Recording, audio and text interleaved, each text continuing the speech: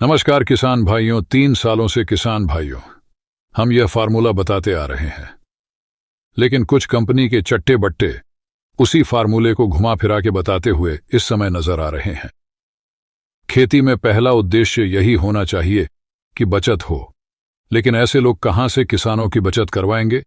कुछ नहीं मिला तो यूरिया खाद की ताकत बढ़ा रहे हैं। यूरिया की ताकत तो बढ़ गई, पर जमीन की ताकत कहां चली जाएगी। इनसे पूछे तो अब जो पहली सिंचाई का कार्य हमारे किसान भाई जोरों से कर रहे हैं, तो किसान भाइयों पहला यही बात आती है कि यूरिया कैसे प्रयोग की जाए। और यूरिया के साथ बहुत सारे ऐसे प्रोडक्ट हैं जो मिलाकर किसान भाई ग्रोथ करवाने के लिए फसल में प्रयोग करते हैं। लेकिन किसान भाइयों, आप सिंचाई करें। सिंचाई के उपरांत जो आप लोगों को प्रयोग करनी है वह मैं इस वीडियो में आप लोगों को बताने वाला हूं। इस फार्मूले को आप इस तरीके से अगर प्रयोग करते हैं तो बचत भी होगी और रिजल्ट भी शानदार मिलेगा, ग्रोथ कलों के साथ साथ। आखिरी में हम लोगों को चाहिए गेहूं से बम्पर पैदावार। तो ये फार्मूला बहुत अच्छा है। आप लोग वीडियो को जरूर पूरा देखिएगा और किसान हित में शेयर कीजिएगा। अगर चैनल का वीडियो पहली बार देख रहे हैं तो चैनल को सब्सक्राइब कर लीजिएगा, घंटी को प्रेस कर लीजिएगा, जिससे हम लोग खेती वार्ता से एक साथ जुड़े रहे। सबसे पहले किसान भाइयों, गेहूं बिजाई समय सिंगल सुपर फास्फेट खाद अगर प्रयोग की हुई है या डीएपी जो आती है NPK 20-20 और 30, तो आप लोगों को अलग से सल्फर डालने की जरूरत नहीं पड़ेगी। उन खेतों में गेहूं की फसल में अगर आपकी जमीन रेतीली है, हल्की मिट्टी है, या फिर आपके खेत में लंबे समय तक पानी खड़ा रह जाता है, तब आप सल्फर की मात्रा यूरिया के साथ किसान भाइयों दे सकते हैं। गेहूं की फसल में वैसे खर्चा करने की जरूरत नहीं है। अब बात आती है जिंक की। आपने पिछली फसल में जिंक, जैसे कि धान की फसल में जमीन में नीचे जिंक पूरी मात्रा में प्रयोग की हुई थी, तब आपको गेहूं की फसल में आपको यूरिया के साथ 10 से 15 किलोग्राम के जिंक के थैले यूरिया के साथ मिलाकर डालने की कोई आवश्यकता किसान भाइयों नहीं पड़ेगी।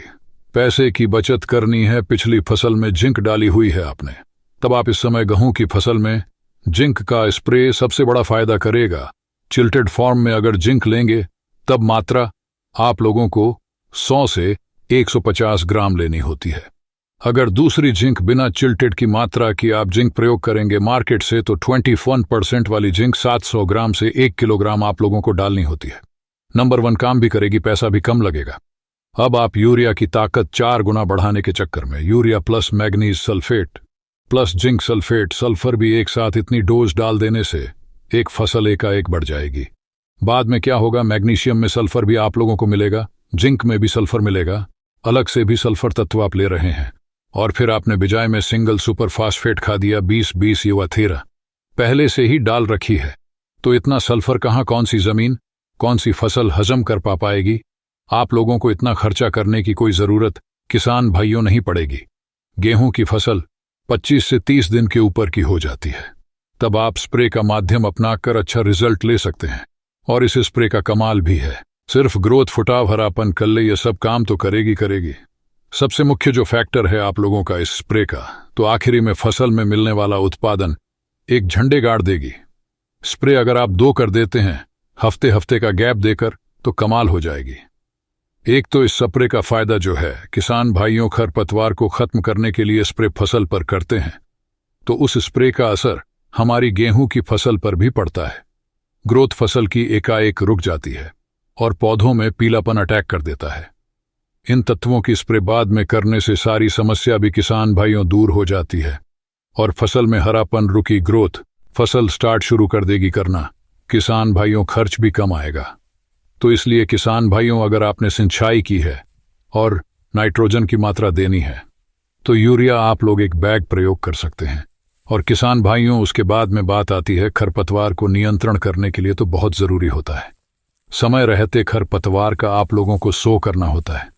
उसके बाद में जब 30 दिन या 25 दिन के ऊपर की जब फसल आती है, तब आप लोगों को जो यह स्प्रे करना है, बहुत अच्छा स्प्रे है। स्प्रे में जो पोषक तत्व लेने हैं अच्छे से आप लोग नोट कर सकते हैं। 21% वाली जिंक जो है, किसान भाइयों खरपतवार को खत्म करने के लिए स्प्रे फसल पर करते हैं, तो उस स्प्रे का असर हमारी गेहूं की फसल पर भी पड़ता है। ग्रोथ फसल की एकाएक रुक जाती है और पौधों में पीलापन अटैक कर देता है। इन तत्वों की स्प्रे बाद में करने से सारी समस्या भी किसान भाइयों दूर हो जाती है और फसल में हरापन रुकी, ग्रोथ फसल स्टार्ट शुरू कर देगी। करना किसान भाइयों खर्च भी कम आएगा। तो इसलिए किसान भाइयों, अगर आपने सिंचाई की है और नाइट्रोजन की मात्रा देनी है तो यूरिया आप लोग एक बैग प्रयोग कर सकते हैं।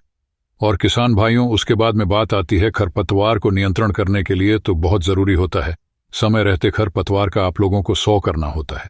उसके बाद में जब 30 दिन या 25 दिन के ऊपर की जब फसल आती है तब आप लोगों को जो ये स्प्रे करना है, बहुत अच्छा स्प्रे है। स्प्रे में जो पोषक तत्व लेने हैं अच्छे से आप लोग नोट कर सकते हैं। 21% वाली जिंक जो है 700 ग्राम से लेके 1 किग्रा और बुझा हुआ चुना 500 ग्राम लेना है। मैग्नीज सल्फेट जो लेना है 1 किग्रा। यूरिया आप लोगों को 1 किलोग्राम से 1 किलोग्राम ले सकते हैं। पानी की मात्रा 150 से लेकर 200 लीटर ताज़ा पानी लेना है। स्प्रे में किसान भाइयों, और जो बुझा हुआ चूना है पुताई के लिए यूज होता है, मार्केट में मिल जाएगा। इस चूने को आपको एक मटके में रात भर पानी में भिगो देना है और वो जो पानी रहेगा किसान भाइयों, ऊपर छना हुआ पानी अच्छे से छान के कपड़े में आप लोगों को प्रयोग करना है।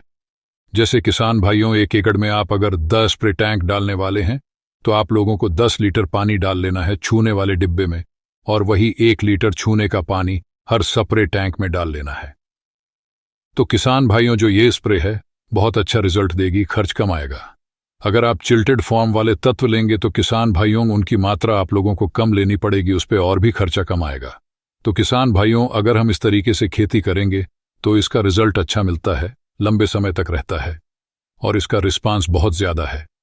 अगर हफ्ते हफ्ते में 2 स्प्रे अप्लाई कर देते हैं तो आखिर में जाकर पैदावार भी अच्छी मिलती है। गेहूं के दाने जो हैं मजबूत, स्वस्थ, मोटे, चमकीले होंगे। किसान भाइयों, अगले आने वाले वीडियो जरूर देखिएगा और इस वीडियो को किसान हित में शेयर दबाकर कीजिएगा। धन्यवाद। जय हिंद।